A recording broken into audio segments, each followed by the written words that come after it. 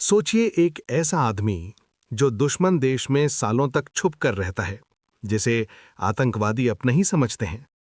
आज हम बात करेंगे एक ऐसे शख्स की जिनका नाम सुनते ही दुश्मन देश भी सतर्क हो जाते हैं और जो अकेले ही देश की सबसे खतरनाक मिशन को अंजाम देता है। एक ऐसा इंसान जिसने अपनी जिंदगी देश की सुरक्षा के लिए समर्पित कर दी। ये कहानी है भारत के सबसे ताकतवर रणनीतिकारों में एक, उस शख्स की, अजीत डोभाल। अजीत डोभाल का जन्म 20 जनवरी 1945 को उत्तराखंड के पौड़ी गढ़वाल में हुआ था। उनके पिता मेजर गुणानंद डोभाल भारतीय सेना में अधिकारी थे। यहीं से उनके जीवन में देशभक्ति की नींव पड़ गई। बचपन से ही अजीत डोभाल बेहद तेज दिमाग और शांत स्वभाव के थे। उन्होंने अपनी पढ़ाई अजमेर के मिलिट्री स्कूल से की और बाद में आगरा यूनिवर्सिटी से इकोनॉमिक्स में मास्टर्स किया।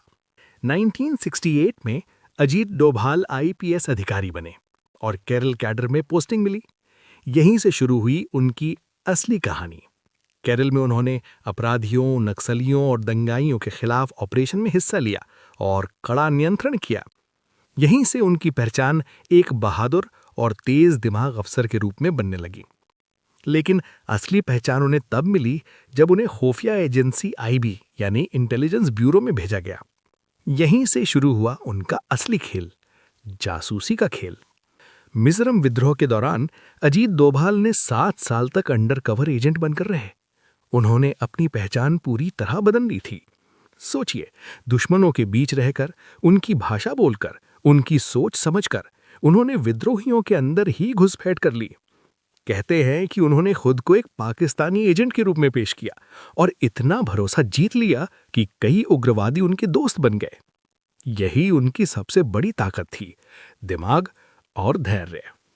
ईयर 1988 में अमृतसर के गोल्डन टेम्पल में आतंकवादियों ने कब्जा कर लिया था।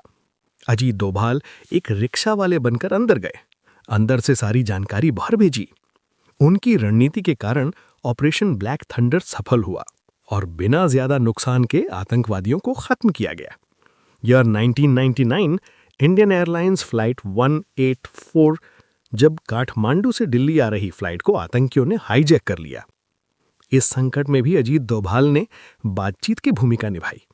उन्होंने अपनी समझदारी और शांत दिमाग से स्थिति को संभाला और यात्रियों की जान बचाने में भी महत्वपूर्ण भूमिका निभाई। 2005 में उन्होंने आईबी से रिटायरमेंट लिया, लेकिन उनका मिशन खत्म नहीं हुआ था। 2014 जब नरेंद्र मोदी प्रधानमंत्री बने तो उन्होंने अजीत डोभाल को भारत का नेशनल सिक्योरिटी एडवाइजर बना दिया। यहीं से शुरू हुआ डोभाल डॉक्ट्रिन। इसका मतलब है, अगर दुश्मन हमला करे तो जवाब उससे भी ज्यादा ताकत से दिया जाए, यानी डिफेंस नहीं, सीधा आक्रामक रणनीति। 2016 उरी हमला, भारत ने सर्जिकल स्ट्राइक की। इस ऑपरेशन की रणनीति के पीछे अजीत डोभाल का बड़ा हाथ था। 2019 पुलवामा हमला और उसके बाद बालाकोट एयर स्ट्राइक, ये दिखाता है कि भारत अब चुप नहीं बैठता। अजीत डोभाल की खासियत क्या है? वो सामने नहीं आते, लेकिन हर बड़े फैसले के पीछे होते हैं। वो बोलते कम हैं, लेकिन काम बड़ा करते हैं। उनका दिमाग शतरंज की तरह चलता है। 2026 में अजीत डोभाल की उम्र लगभग 81 ईयर है, लेकिन आज भी उनकी ऊर्जा और निर्णय लेने की क्षमता युवाओं जैसी है। अजीत डोभाल सिर्फ एक अफसर नहीं, बल्कि भारत की सुरक्षा की दीवार हैं।